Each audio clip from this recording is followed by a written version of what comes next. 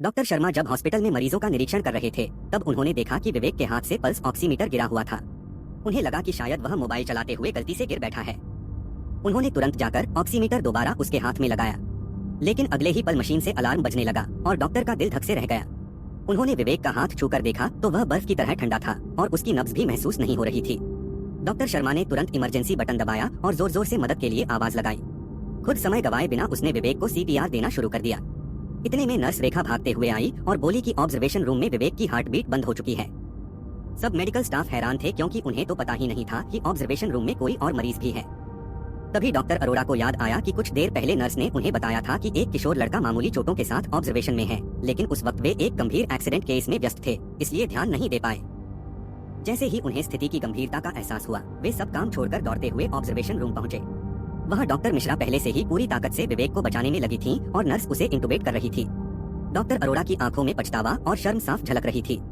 वे बस यही प्रार्थना कर रहे थे कि किसी तरह विवेक की जान बच जाए, वरना वे खुद को कभी माफ नहीं कर पाएंगे। जब विवेक को हॉस्पिटल लाया गया था तब उसकी तबीयत बिल्कुल ठीक लग रही थी। उसने अपनी मां को फोन करके बताया था कि वह ठीक है और उसके बाद मोबाइल पर थोड़ी देर तक वीडियो भी देखे थे, लेकिन पता नहीं कैसे वह अचानक बेहोश हो गया और फिर होश में नहीं आया। डॉक्टरों ने आधे घंटे तक पूरी कोशिश की, लेकिन विवेक की जान नहीं बच सकी। थोड़ी देर में उसकी मां सुनीता देवी हॉस्पिटल पहुंची। वह यह मानने को तैयार नहीं थी कि जिस बेटे से अभी कुछ देर पहले फोन पर बात की थी वह अब एक लाश बन चुका है। उनके दुख के साथ साथ गुस्सा भी फूट पड़ा। उन्होंने तुरंत अस्पताल के डीन को बुलवाया। तभी यह पता चला कि सुनीता देवी अस्पताल की बजट कमेटी की सदस्य हैं और ट्रॉमा सेंटर के खर्चों को मंजूरी देती हैं। डीन भाटिया बहुत संयम के साथ उन्हें समझाने लगे, लेकिन सुनीता देवी कुछ सुनने को तैयार नहीं थी।